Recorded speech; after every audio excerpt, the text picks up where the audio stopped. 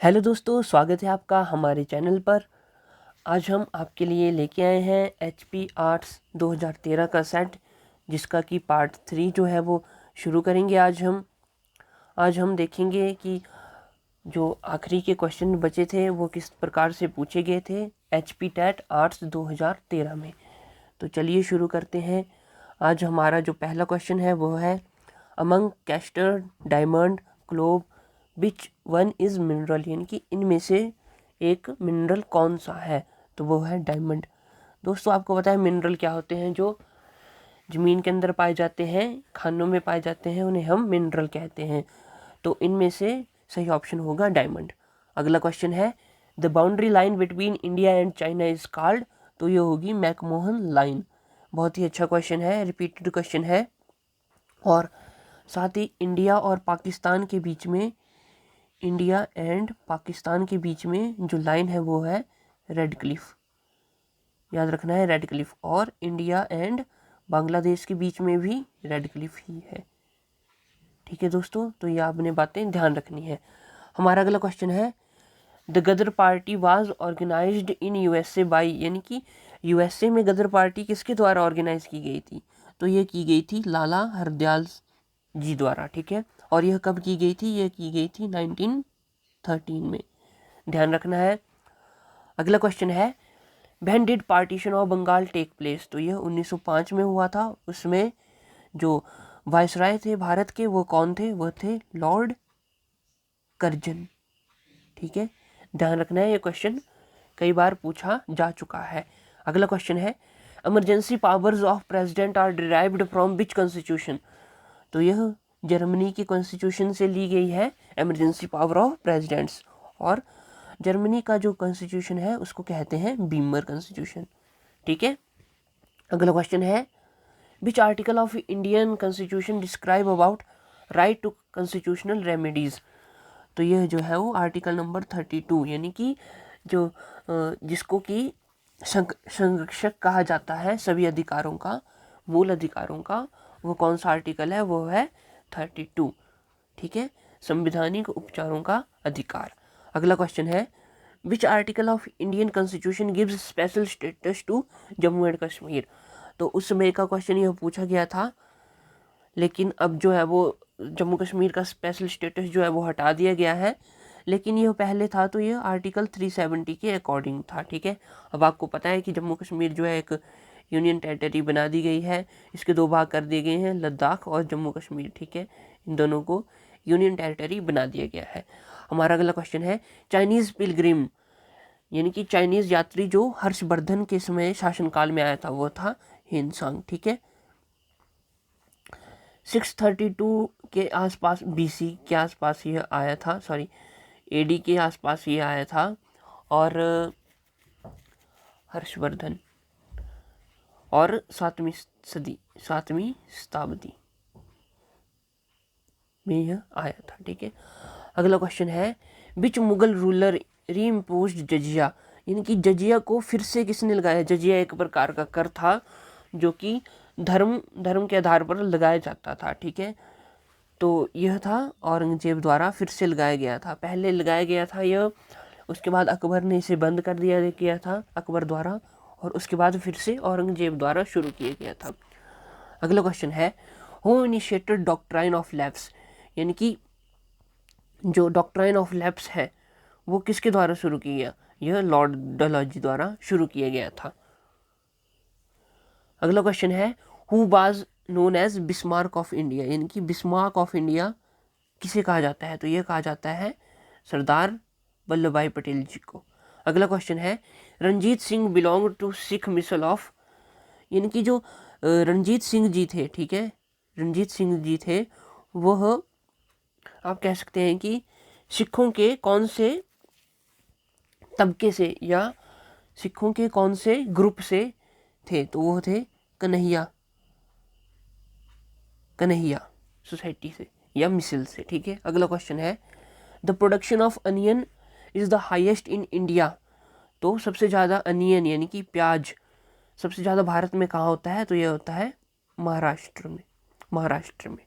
ठीक है, अगला क्वेश्चन है, अरावली हिल यानी कि Aravali ranges are an example of, तो यह है फोल्ड माउंटेन्स की। माउंटेन्स के टाइप्स होते हैं जिनमें से कि एक फोल्ड माउंटेन्स भी होते हैं, जो माउंटेन जो है वो फोल्ड होने के कारण बनते हैं। जैसे कि ये एक प्लेट आ रही है, ये एक प्लेट आ रही है, ठीक है। अब ये दोनों एक आपस में टकराती हैं, ठीक है। टकराने के बाद एक ऊपर की तरफ उठ जाती है और एक नीचे की तरफ, यानी कि ये जो नीचे की तरफ है इसके दबाव से दूसरी प्लेट जो है वो ऊपर की तरफ जाती है, तो ये माउंटेन जो है वो एक तरह से फोल्ड हो जाता है। तो इसी प्रकार अरावली रेंजेस जो है वो एक फोल्डेड माउंटेन्स का एग्जाम्पल है, ठीक है। अगला क्वेश्चन है, among Odisha, Andhra Pradesh, Tamil Nadu, Maharashtra, which state of India has largest coast line.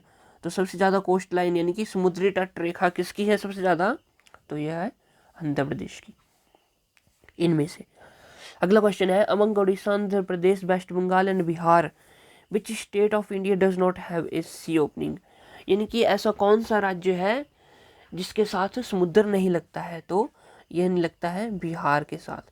Bihar जो है वो एक लैंडलॉक स्टेट है, आपको पता ही है। अगला क्वेश्चन है, India has the longest land frontier with, यानी कि भारत की सबसे ज़्यादा जो भूमि है वो किस राज्य के साथ लगती है, किस देश के साथ लगती है, तो ये लगती है बांग्लादेश के साथ, ठीक है। अगला क्वेश्चन है, जो जिला पास इज बिटवीन, तो जो जिला जो एक पास है, दर्रा है, वो किस किस के बीच में है, तो कश्मीर वैली एंड लद्दाख के बीच में। अगला क्वेश्चन है, इंडियन इकोनॉमी इज, जो भारत की जो इकोनॉमी है, भारत की अर्थव्यवस्था है वो किस प्रकार की है, तो वो है मिक्स्ड इकोनॉमी, यानी कि मिश्रित अर्थव्यवस्था। ना ही ये कैपिटल है ना ही ये सोशल है, ये दोनों ये मिक्स है, इसलिए इसका आंसर होगा मिक्स्ड इकोनॉमी। अगला क्वेश्चन है, largest revenue in India is obtained from excise duties. तो सबसे ज़्यादा भारत का रेवेन्यू कहाँ से आता है, वो आता है एक्साइज ड्यूटीज से। बढ़ते हैं अगले प्रश्न की ओर। अगला प्रश्न है, national institute of rural development, ठीक है, NIRD, ठीक है, तो ये कहाँ पर है, यह है हैदराबाद में, याद रखना है हैदराबाद में। अगला क्वेश्चन है, दलाल स्ट्रीट कहाँ है, दलाल स्ट्रीट है मुंबई में। अगला क्वेश्चन है, fundamental duties are in which part of the constitution of India. तो यानी कि जो फंडामेंटल ड्यूटीज है, मौलिक कर्तव्य है, वह संविधान के किस भाग में है, तो वो है 4th A में, 4th A में है, ठीक है। और इसका आर्टिकल क्या है, इसका आर्टिकल है 51A, ठीक है, ध्यान रखना है आपको। हमारा अगला प्रश्न है, among protection and improvement of environment and safeguard of forest and wild life, equal justice and free legal aid, organisation of village panchayat, minimum wages to labourers, which is not a directive principle. तो यह कह रहा है कि इनमें से कौन सा एक डायरेक्टिव प्रिंसिपल नहीं है, यानी कि राज्य का नीति निर्देशक तत्व नहीं है, तो यह है मिनिमम बेसिस ऑफ वर्कर्स।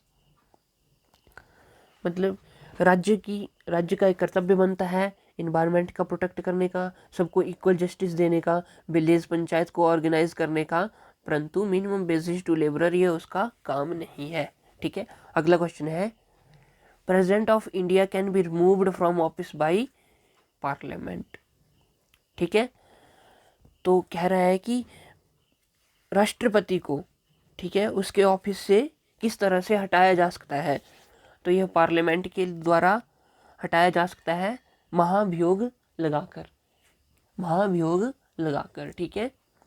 इसमें क्या होता है कि राष्ट्रपति को पहले नोटिस देना पड़ता है कि हाँ आपने ये गलती की है और आपको आपके पद से हटाया जाएगा। फिर जो है वो पार्लियामेंट में बिल पास होता है, स्पेशल मेजॉरिटी से पास होता है।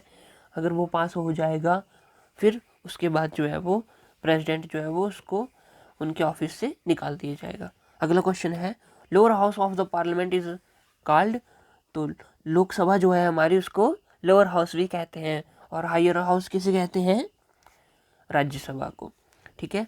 अगला क्वेश्चन है, Shimla was declared the summer capital, तो शिमला समर कैपिटल कब घोषित की गई, किसकी, अंग्रेजों की, ठीक है, ब्रिटिश इंडिया की, जब अंग्रेज जो थे वो भारत पर राज करते थे। तो यह 1864 में।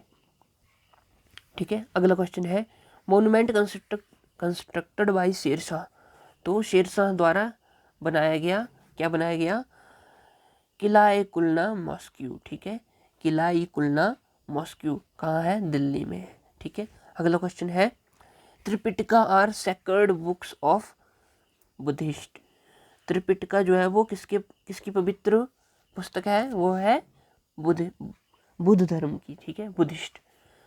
तो दोस्तों यह था हमारा HP टेट का प्रीवियस ईयर एग्ज़ाम, आर्ट्स का था ये, और यह था 2013 का। ठीक है, 2013 का। इसको हमने कंप्लीट कर दिया है।